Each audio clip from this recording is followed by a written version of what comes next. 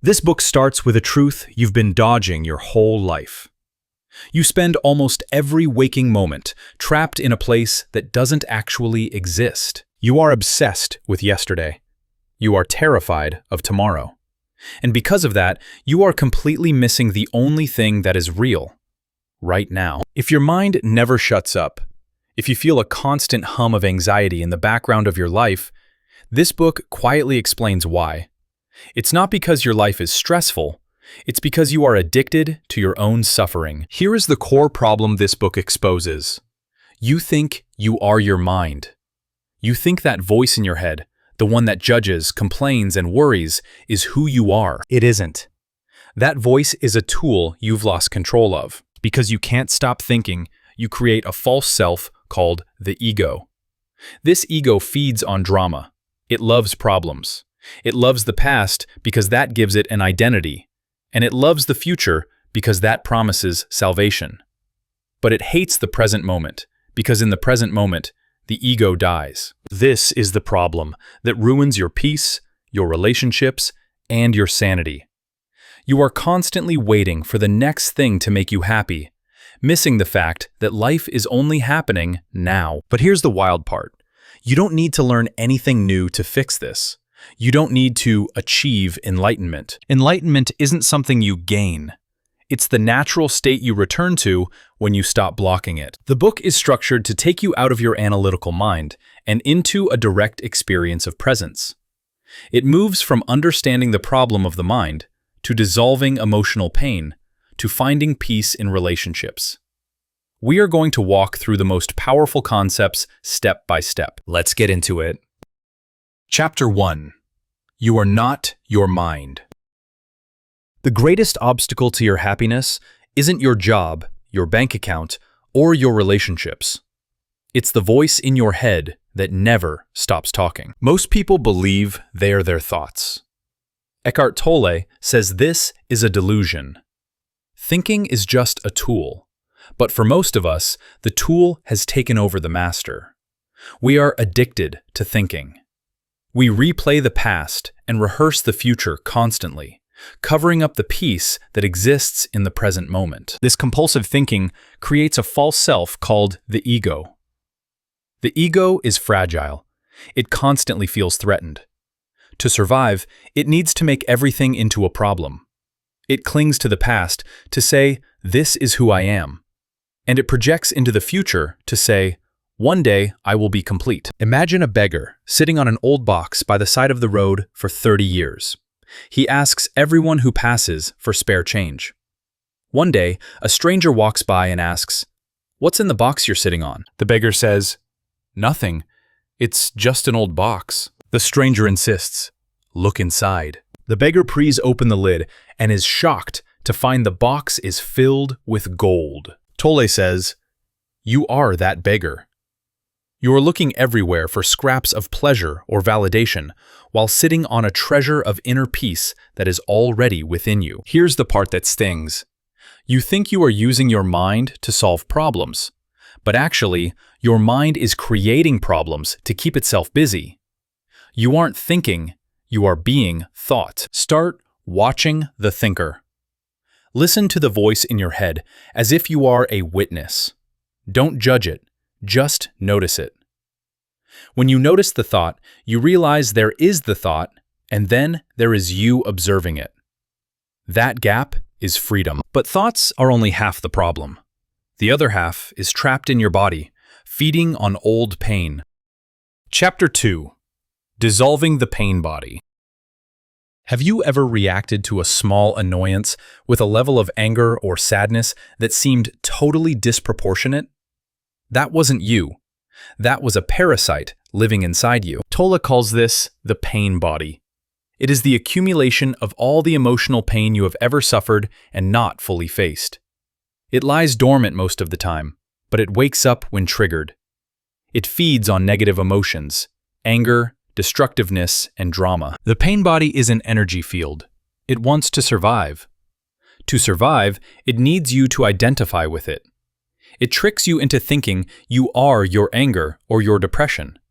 It will even provoke arguments in your relationships just to get a feed of negative energy. Think about a time you got into a huge fight over something tiny, like dirty dishes. Suddenly, you aren't just annoyed about a plate.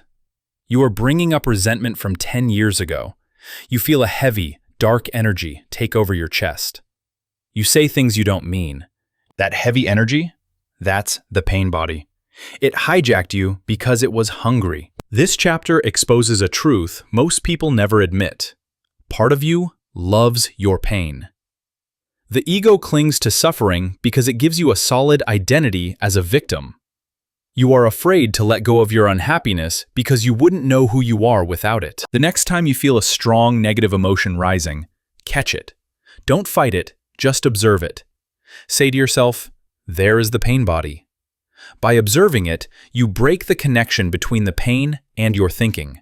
You stop feeding it. Once you stop feeding the pain, you have to face the root cause of all your anxiety.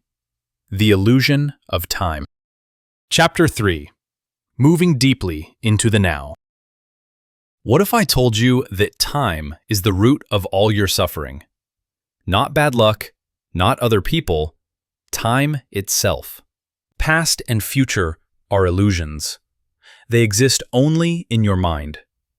The past is a memory trace. The future is a mental projection. The only thing that has ever existed is now.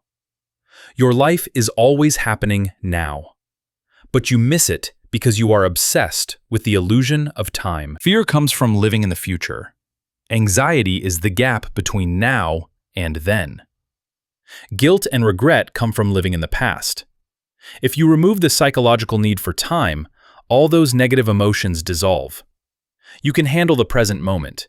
You can't handle the future because it doesn't exist yet. Think about a life or death emergency. If your car spins out on an icy road, you don't think about your retirement plan. You don't think about an embarrassing thing you said in high school. Your mind stops. You become intensely present. You turn the wheel. You act. In the now, there are no problems. There are only situations to handle. Problems only exist when you think about tomorrow. Here is the wake-up slap. You are waiting to start living. You are waiting for the weekend, for the promotion, for the vacation. You treat the present moment as an obstacle to get over. You are wishing away your actual life for a mental fantasy.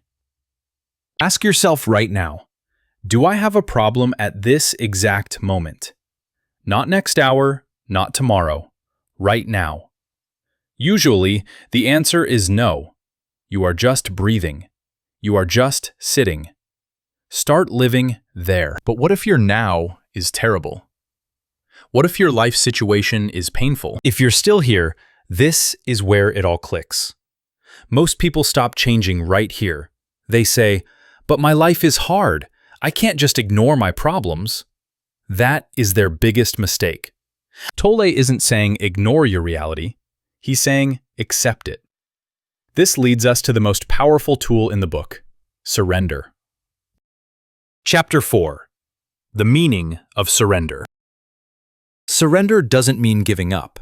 It means stopping the war against reality. Suffering happens when you argue with what is. You think things should be different. Surrender is the simple, profound act of yielding to the flow of life rather than opposing it. It creates an inner opening where true action can happen. The ego loves resistance. It loves to complain. Complaining strengthens the ego's sense of superiority. When you surrender to the present moment, even if it's unpleasant, you cut the ego's fuel supply. You stop wasting energy on, why is this happening to me? And focus on, what is the best action to take? Imagine you are stuck in deep mud.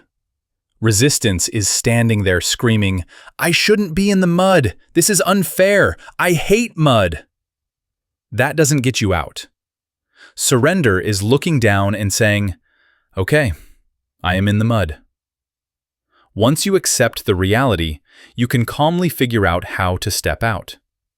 Surrender is the first step to effective action. Your unhappiness is never caused by the situation. It is caused by your thoughts about the situation. The situation just is. Your resistance is what turns pain into suffering. Whenever something goes wrong, a traffic jam, a lost wallet, a rude comment, try saying yes to it internally. Don't fight the fact that it happened. Accept it as if you had chosen it. Then act. And when you apply this to the people around you, it transforms your relationships instantly. 6. Clock time versus psychological time. This is a concept people often get wrong. Clock time. This is practical. It's scheduling a meeting, learning from a past mistake, or planning a trip. This is necessary. Psychological time. This is the enemy. This is replaying the mistake over and over in your head. Guilt. This is imagining the meeting going wrong. Anxiety. Here's what that actually means in real life. You can plan for your retirement, clock time, without constantly worrying if you'll be poor, psychological time.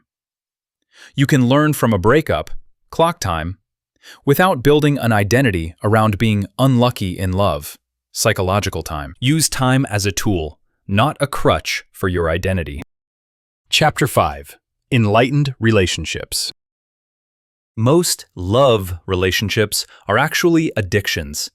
We use other people to cover up our own pain and emptiness. When the initial buzz of romance fades, the pain body wakes up.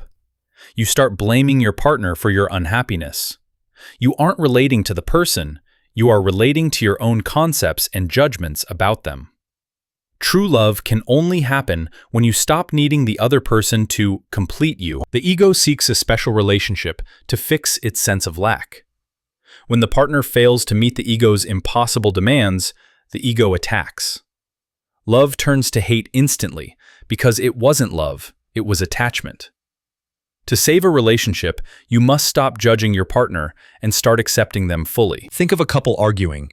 Usually, they aren't listening. They are waiting to speak. They are defending a mental position. They are two egos battling for survival. If just one of them stops, becomes present, and refuses to react, if they just listen without judgment, the argument often dissolves. The ego needs conflict to survive.